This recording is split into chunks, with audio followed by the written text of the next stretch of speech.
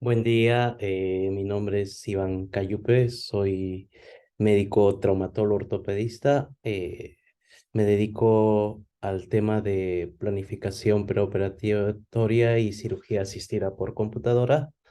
Este es mi cuarto año participando en las jornadas de informáticas en salud, acompañando a Ritaco. Es un gusto poder darles un poco sobre mi experiencia y los conocimientos que he ido adquiriendo por parte de este tipo de tecnologías.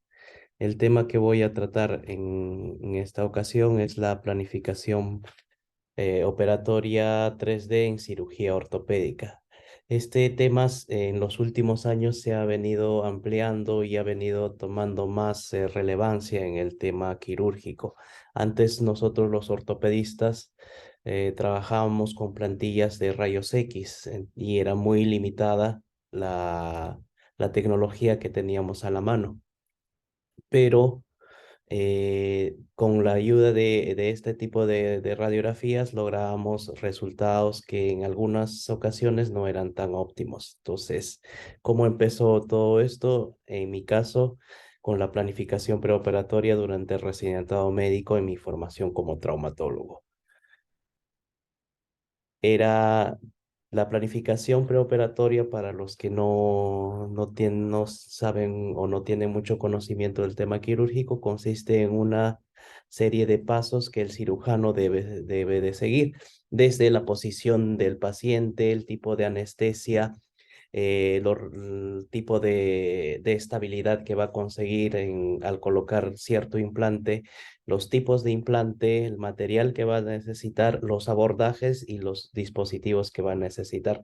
Todo esto se va a unir y va a hacer de que durante la cirugía no se presenten imprevistos y se logre manejar la fractura de acuerdo a lo que uno esperaba. Entonces, por ejemplo, acá tenemos una fractura de tibia proximal, donde hay un defecto en la cara lateral del platillo tibial. Inicialmente hacíamos nuestra planificación preoperatoria a lápiz y papel. Esta es una imagen de una planificación preoperatoria con un iPad, con el lápiz del iPad. Realizábamos la colocación de los tornillos, la posición del implante, en qué posición iba a ir y las pinzas que íbamos a utilizar, pero faltaba algo más, faltaba, por ejemplo, las medidas o la posición exacta de los tornillos.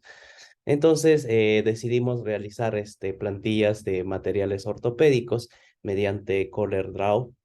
Hicimos imágenes de las plantillas tomadas desde internet y empezamos a hacer un diseño más específico de la placa, siguiendo las medidas de las placas o de los implantes que teníamos a la mano. Entonces ya teníamos nuestra secuencia operatoria y lo que teníamos que hacer paso a paso durante la cirugía operatoria. Pero algunas veces siguiendo este tipo de planificación operatoria, durante las cirugías se nos presentaban ciertas complicaciones o ciertos imprevistos que aparentemente con una radiografía simple no lo tomábamos en cuenta. Es por eso que decidimos utilizar otro tipo de imágenes, entre ellas la más importante en cirugía ortopédica es la tomografía.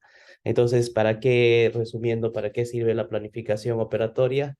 Es la planificación y la elección del material con las características o los antecedentes que tiene el paciente, los abordajes que voy a seguir, la secuencia operatoria en sala de operaciones y los resultados. Entonces, esto es un feedback que tiene que seguir y estar constantemente en evolución para mejora de los resultados. Entonces, para nuestra buena suerte y mala suerte a la vez, hay software de planificación preoperatoria, tanto para imágenes en 2D, radiografías y imágenes en 3D, que son las tomografías.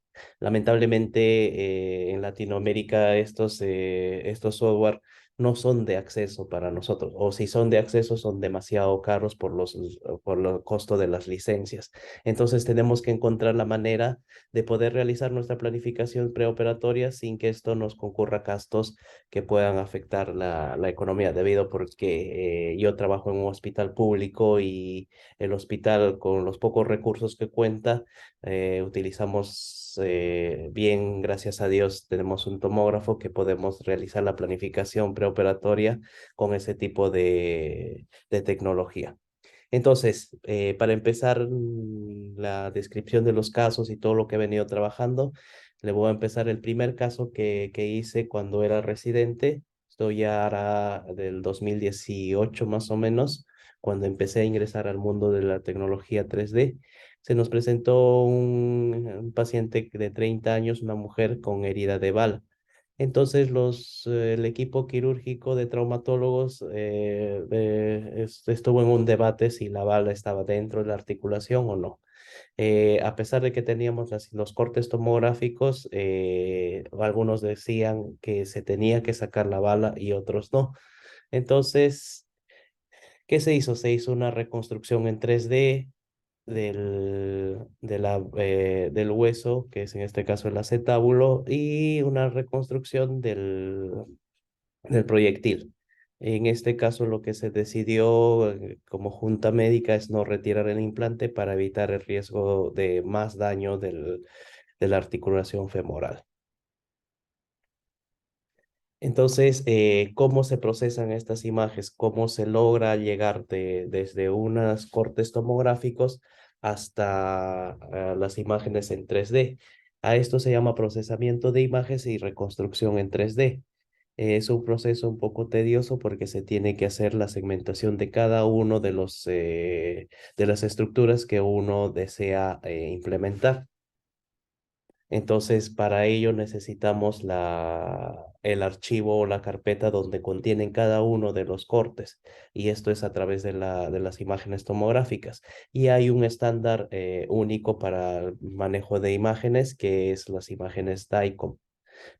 Imágenes DICOM son una serie de archivos donde contienen todos los cortes tomográficos en los tres planos que me van a permitir realizar la reconstrucción 3D de la lesión. Entonces, a través de eso, por ejemplo, aquí podemos importar el archivo DICOM. Este es el programa 3D Slicer, donde me puede leer todos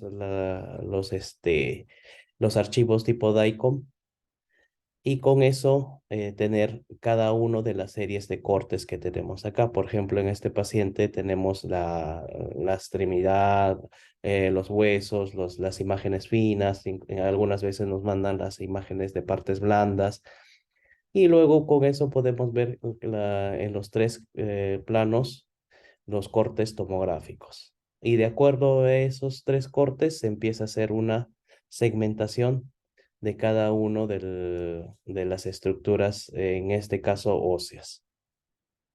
Luego se hace una segmentación de cada parcial, se quitan los materiales en excedente, y luego de eso nosotros lo mandamos a través de un archivo STL, que es un archivo para imágenes 3D, y lo tenemos que hacer una mejora de esas imágenes porque el programa no nos proporciona una imagen limpia. Es por eso que tenemos que utilizar el Mesh Mixer, que es también un programa de uso gratuito, donde me permite dar una limpieza a esta imagen en 3D. Me permite también hacer los cortes que uno desea, y luego de eso exportarlos para finalmente llevarlo a un programa donde me va a permitir generar el archivo o el código que la impresora 3D va a poder leer para poder imprimir. Entonces, esto es mi imagen final donde yo voy a poder imprimir la pieza que yo deseo para obtenerlo ya en una pieza 3D ya física. Entonces, vamos a hablar ahora de todos los casos en cada uno de los segmentos que he venido trabajando. Son un montón de casos que están, he puesto los más relevantes y los que quizás les interese. Entonces empezamos con un caso de un paciente de 54 años, presentó una caída de altura. Al ingreso de la emergencia se le diagnosticó con una luxofractura de astrágalo derecho. Entonces, este paciente ingresó a emergencia, se le hizo una reducción del astrágalo, este es el hueso del astrágalo. Inicialmente por emergencia se hizo la reducción, pero durante las imágenes tomográficas se vio que había una fractura del cuerpo, en la parte posterior del cuerpo del astrágalo. ¿Qué se decidió? Se decidió hacer una reconstrucción en 3D de la imagen. Aparte de eso, medir la longitud y la posición de los tornillos que iba a necesitar el cirujano. Con esto, lo que lográbamos es saber la medida casi exacta del tornillo y la posición. Aparte de eso, el cirujano quería saber el plano donde iba a trabajar o la zona de trabajo porque iba a hacer una artroscopía durante la cirugía.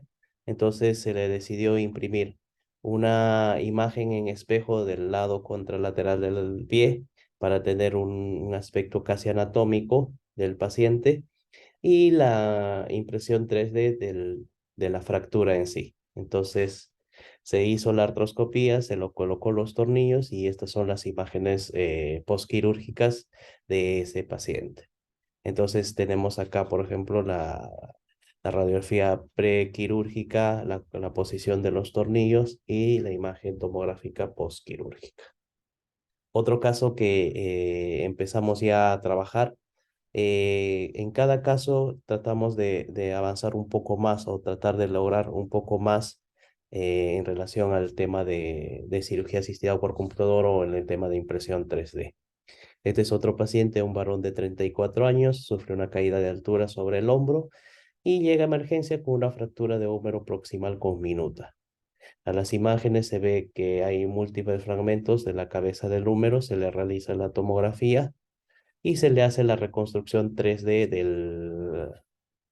de la lesión, quitando los elementos que no se va a necesitar para la impresión 3D. Esto, por ejemplo, es una imagen donde se realiza la segmentación de la fractura. Y acá podemos ver ya los resultados de la segmentación o la reconstrucción 3D.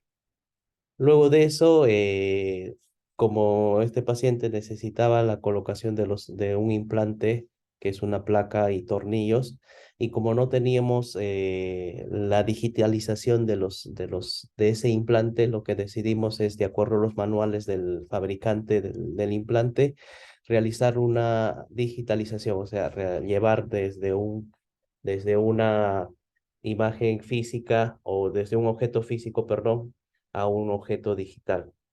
Usamos tecnología inversa para hacer eso. Tomamos las fotos de las imágenes, las escalamos y las usamos de plantilla para poder dibujar el implante.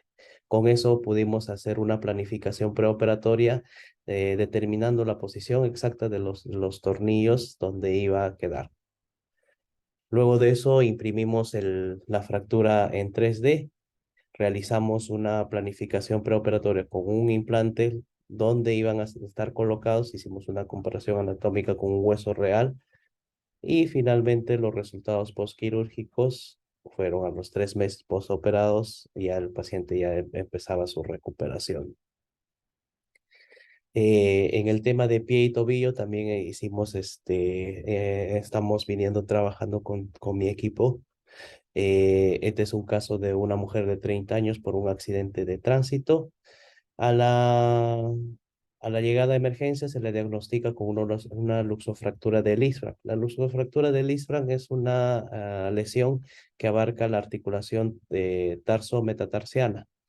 Entonces, a la evaluación de las imágenes tomográficas podemos ver que hay una luxación de los 5 metatarsianos y una fractura del primer metatarsiano. Estas son las reconstrucciones en 3D que realizamos.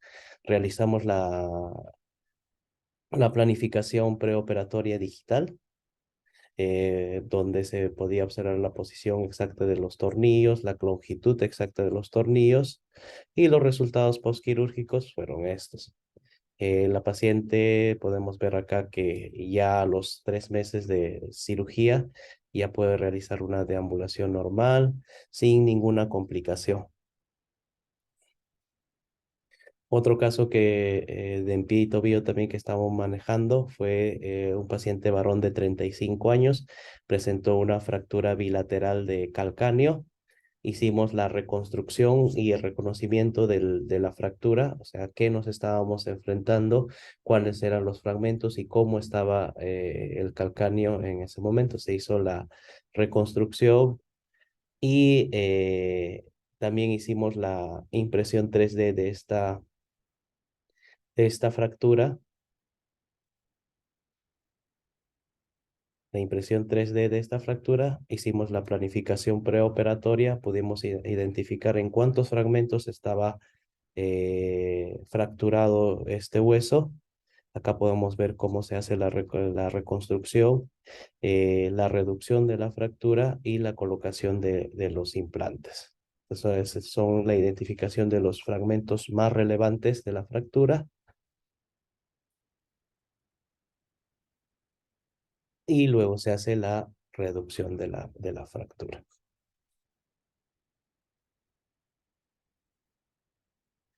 Además de eso, llevamos a sala de operaciones el biomodelo en 3D y lo comparamos con nuestro resultado quirúrgico. ¿Para qué llevamos nuestro biomodelo en 3D? Porque nos me permitía ubicar los fragmentos para no disminuir el tiempo operatorio.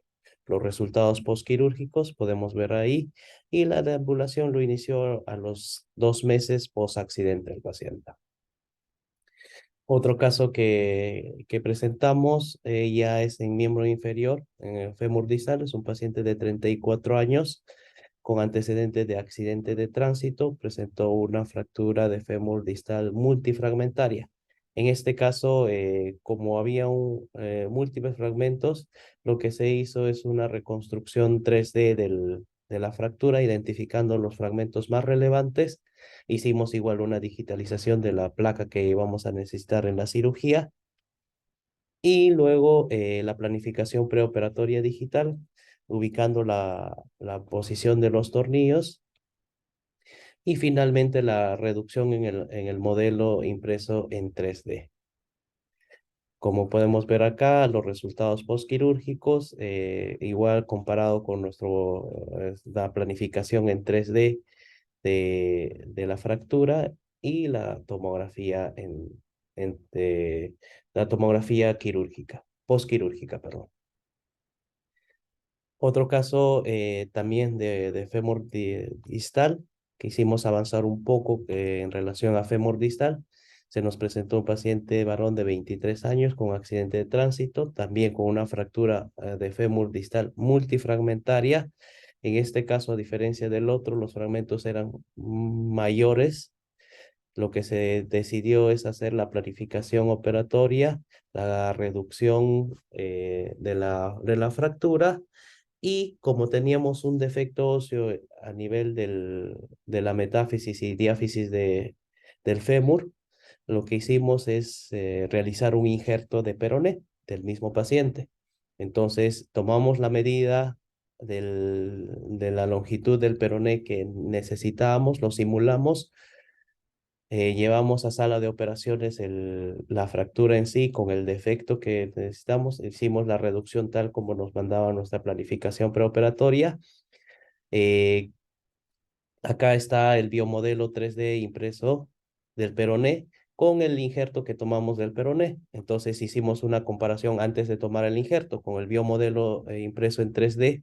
Colocamos el injerto, vimos que lograba la longitud del miembro y luego lo retiramos y de acuerdo a esa medida de ese biomodelo ya pusimos nuestro injerto de peroné definitivo. Estos son los resultados postquirúrgicos. Acá está la toma de la longitud del peroné y las imágenes tomográficas postquirúrgicas. Estos son la secuencia. Nos llegó así a emergencia multifragmentaria, nuestra planificación preoperatoria. y los resultados postquirúrgicos. Otro caso ya entrando ya al tema de pelvis. En pelvis empezamos a avanzar un poco más. Se nos presentó nuestro primer paciente de 73 años con accidente de tránsito, con una fractura de acetábulo impactada, como se puede ver en las imágenes tomográficas. Lo que hicimos en este paciente es primero realizar nuestra planificación preoperatoria, realizar una impresión 3D del hueso ilíaco contralateral, imprimimos la fractura y vimos todos los fragmentos que tenía esta fractura. Y lo que hicimos para disminuir el tiempo operatorio, llevamos a sala de operaciones el implante, hicimos el premoldeado intraoperatorio del implante para ahorrar tiempo operatorio. Otro caso que trabajamos ya en el tema de prótesis de cadera. Entonces nos presentó un paciente de 50 años con una secuela de una displasia de cadera severa. Entonces el cirujano de cadera me pidió realizar la reconstrucción 3D de la fractura y quería observar el grado de lesión del acetábulo y qué es lo que iba a realizar en ese caso. Entonces, lo que hicimos es una digitalización de la prótesis de cadera de acuerdo a los manuales de la casa comercial que nos otorgaba el implante. Y con esto hicimos una simulación y el tamaño de la prótesis, la longitud de la prótesis, y los resultados quirúrgicos fueron los siguientes. Es el preoperatorio. Esta es la planificación digital y esto es el resultado postquirúrgico en una secuela de una displasia de cadera. Luego tuvimos un paciente varón de 52 años con una secuela de una fractura de acetábulo con un gran defecto óseo. En este caso, se le realizó, este paciente presentó un accidente de tránsito con una fractura de acetábulo. Los cirujanos inicialmente ingresaron a hacer una cirugía de reconstrucción del acetábulo. Lamentablemente, la cabeza del fémur hizo necrosis y a su vez ascendió y se creó un gran defecto a nivel del acetábulo. Entonces, hicimos una reunión para ver qué implante se le iba a colocar por el gran defecto que presentaba, y se hizo una planificación preoperatoria digital. Luego se decidió llevar el defecto óseo a sala de operaciones. En sala de operaciones, de acuerdo a las medidas que habíamos tomado de la planificación digital, se pudo comprobar inicialmente en el modelo impreso en 3D y posteriormente ya con los implantes definitivos. Estos son los resultados de la tomografía. Se presentó este caso como reporte de caso porque son muy pocos lo que se viene trabajando en este tipo de lesiones, de secuelas de fracturas de acetábulo y con defectos grandes. Normalmente lo que se hace son prótesis personalizadas, pero en este caso no, por los temas económicos del paciente, se decidió por hacer implantes convencionales. Los resultados fueron buenos y se reportó el caso. Otro caso que en otras áreas que he estado trabajando en estos últimos años, que solamente para mencionarlos, en el tema de otorrino, el tema de cardiovascular, a realizar planificación de aneurismas de aorta, pólipos nasales, en fístulas traqueoesofágicas o estenosis traqueales. Bueno, muchísimas gracias. Esto es lo que les quería ofrecer. Cualquier duda, en la parte anterior de la exposición tienen mis contactos. Espero que les haya servido y cualquier cosa me tienen ahí en las redes, me mandan un mensaje o si no a través de Lucas, con gusto les puedo responder. Muchísimas gracias. Hasta luego.